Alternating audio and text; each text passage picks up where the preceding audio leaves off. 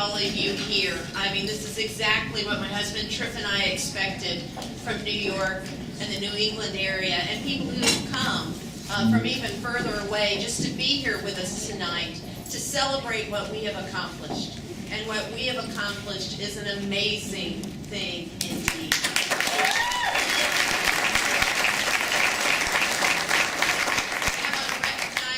Folks, before I get into the groove of things, because once I get going, of course, Dick, thank you so much.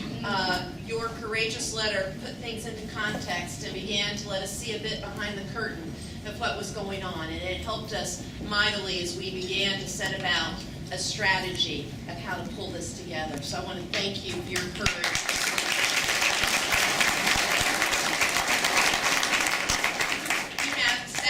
Freeman here with us tonight. On the front lines, part of this great story that I've told Sally and many others is the day that this happened. Actually, the day before, I was stricken by that flu that almost killed so many people, laid you flat. I was out unconscious for about 3 days. Had I been conscious, I probably would have lost consciousness. But seriously, by the time I came to, it was Sally on the phone saying, we've got a team, we've got a course of action, we're moving forward. Sally, you and the folks that were there on the front line, thank you. Thank you.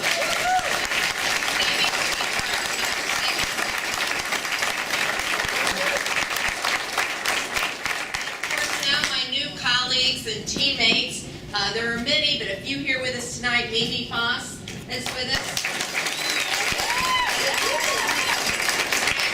Has already laid the groundwork of so many new, incredible relationships with the faculty. It's so exciting to hear some of these ideas. Of course, Georgine Barrow, who is a law professor.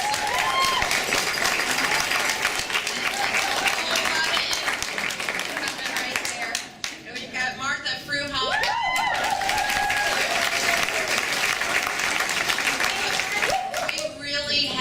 Incredible team that's been put together. You know, I was recently interviewed by one of the news outlets, and they said, well, you know, aren't you the dog that caught the car? You were all about, as Dick said, the revolt. Now what are you going to do with it? I said, let me tell you something. The remarkable thing is from day one, truly day one, the people that have been involved in this, yes, we were talking about the strategy of how to turn this train around, but we were also talking about what to do once that was accomplished. And so many remarkable people came out of the woodwork to call us and say, let me tell you what, I've done more with less. General Charles Krulak from Birmingham Southern College said, I did more with less. This is insanity. You all are doing the right thing. Sweetbriar is too valuable, has too much resource, too great of a reputation. Your product is too valuable in today's market, and he was spot on right. And that was just one testimony of people coming forward saying, this is going to happen. If you all will stick with us, it's going to stick with it. It's going to happen. You're going to turn it around, and then you're really going to have an institution that is respected. And true enough, that is what happens. You know, you try to see the silver lining in this horribly dark cloud that has hung over us for these past 3 months. And the truth is, everybody in the United States of America now knows where Sweetbriar is.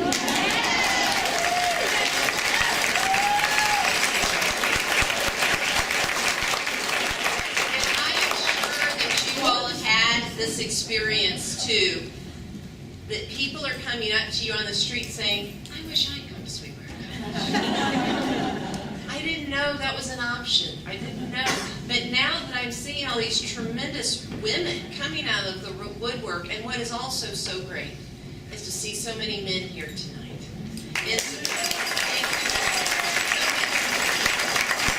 what that takes you, the gentlemen here tonight appreciate the impact Sweetbriar women have on their lives and families and communities. It's that valuable, folks. It's not just that it gave us our voice and made us the women we are today, but the evidence of the men in our lives and in our communities that are here tonight tell you that it's impactful and significant to them as well. That's the value of Sweetbriar College. I want to tell you a little bit about the background, tell you where we are right now, tell you why we're here tonight, and then we're going to take some questions and answers, believe it or not. So be thinking about some things, if I don't touch on them, that you may want to know. One thing that was so phenomenal about this process is that we didn't have any of the information that other schools that had gone through this had at their fingertips. Our Alumni Association, of course, is part of the college. So we didn't have our list of alumni. We didn't have access to their contact information. It was through Facebook. It was just through old-fashioned dialing up people that you know and numbers you could lay your hands on. And out of that process, we have raised significantly more than $21 million.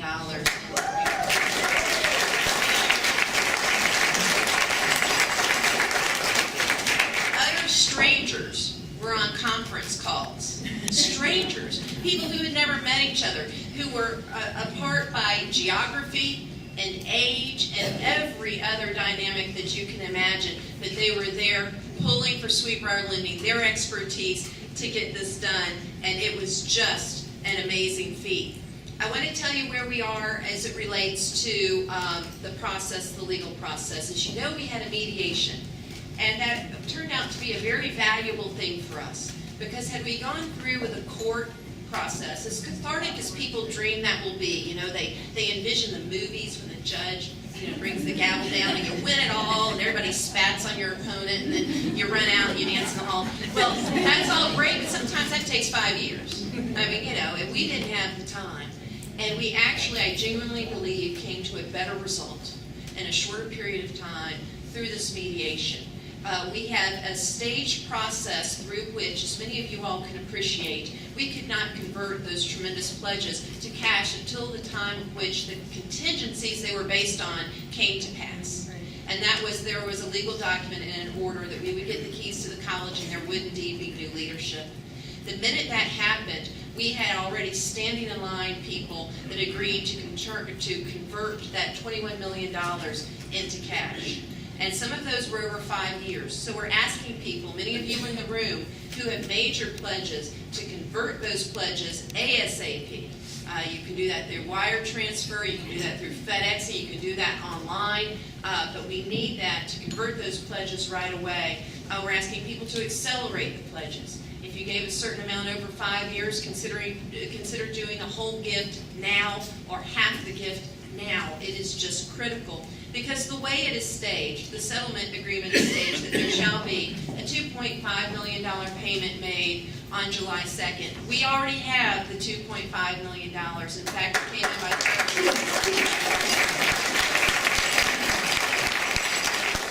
the settlement was submitted on Monday. It was effective on Tuesday, and by Thursday night we had $2.5 million cash sitting in the account. That will be paid by transfer, and we're purposefully waiting until July 2nd. That's going to be paid by transfer at actually 11:59 on July 1st. We have our first conference call with the board that next day on July 2nd. I want you to know that our proposed president, Phil Stone, has already been hard at work getting our junior year abroad program back, getting our horses back, getting our money back, getting our faculty members back.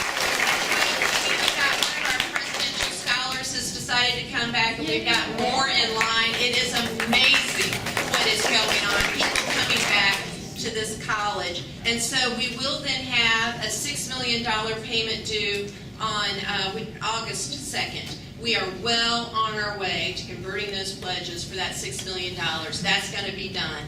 And then $3.5 million will be done on September 2nd. That's it. But the keys to the college are transferred on July 2nd. And that's where you're going to see us really moving in, capitalizing on the groundwork already done. And as I said, we're going to field ourselves a freshman class. We have students coming back, and we will have Sweet Briar College in the fall. We'll graduate a class in 2016.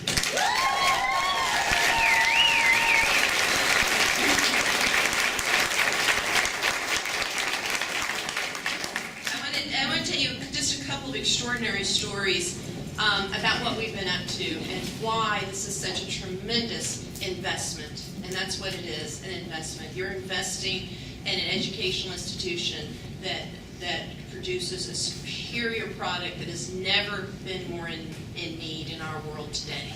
Because we are fielding women in boardrooms and in state capitals and in the Congress all over the country who are finding new ways to solve old problems. And women who have that special voice that comes from women's colleges are extraordinarily valuable in our world today. And women's colleges and women's education has never been more important. And so as we were talking about this great investment, we were going through the mediation process, and we were trying to find those unique individuals who could know about the delicacy of the process and be able to convert significant sums in a very short period of time. We stumbled across something very interesting. People who had never given to the college before, but loved Sweet Briar College.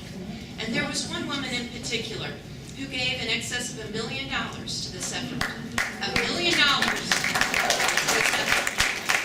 She was the class of 85. Now the 80s have notoriously not been cultivated. Neither were the 90s, frankly. Not cultivated. The school had gone through a period of time in which they relied on some of the same people over and over and over again. And so what this process has done is it has awakened generations of alumni to come forward to know that they matter, their investment matters. And so I was on the phone with her, preparing her for something she was going to have to participate in. And I said, let me ask you something, because this may come up. I said, have you ever, what's your giving history? And to tell you the truth, Teresa, I only gave $250 here and there. Because I would get something in the mail from the college and it would say, can you send in a check for $250? And she said, sure. No one ever asked me. No one ever asked me. But now it's her top philanthropic choice, Sweet Briar College. And folks, that's what we're doing. We are broadening this field. We are broadening this field. We are awakening these generations of people that care about this school and want to invest in the school, and they're going to be the ones, together with you all, they're going to help us through this and invest in this new generation. And I would tell you one last story about a son who sent in $100,000 in honor of his mother. And he forwarded a note that his mother sent him. And it said, dear son, I just got a note telling me that you have donated $100,000 to my alma mater. And she said, I want to thank you for your kindness in knowing how important this is to me. It's exactly what your father would have done. And I'm so very proud of you. And I just want to say again how these Sweet Briar women touch generations and communities and families, and we thank you all who know how important it is to us and stand ready to support this tremendous institution. I want to tell you why we're here tonight. We're here tonight because of the great Alice Carey Brown, who issued a challenge. She has contributed $250,000 to our efforts, but more than that, she has agreed to match an additional $250,000 if we can raise $250,000 tonight. So she's going to match your donations dollar for dollar up to $250,000. Folks, we do that, that's $750,000 coming out this year.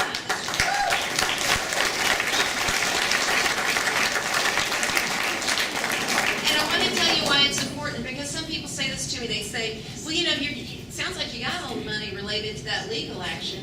Folks, that's the price of paying poker. That's just the price of buying into the table. We've got the colleges. We've got the keys to the college. We've got to pay to match this financial aid and these scholarships to bring these kids back. Things that have been promised to them, and then they went off to other schools. They want to come back to Sweet Briar, and we have to be ready to stand by those commitments. That's operational funds we're going to need. We're going to need the funds to pay for some of these junior year abroad fees that have been incurred when it was recklessly passed to our good friends, Hollins, but nevertheless it's back home. And those are the types of things we're going to find, along with responsible debt management and a real plan to put this back on track. But we need your investment. We have turned this train around, as I have said, and we cannot stop now. Look at the mighty potential we have, and it is worth every dime of investment. And so I want to ask you today to give for the perpetuity that Indiana Fletcher Williams wrote in her will. She wanted to see strong, educated women changing the world, and she has seen that for 114 years, looking down on us. And she said it was to be in perpetuity. So today we ask you to invest in that vision of strong, educated women in perpetuity. And so we're going to give, not give in. We're going to give, not give in.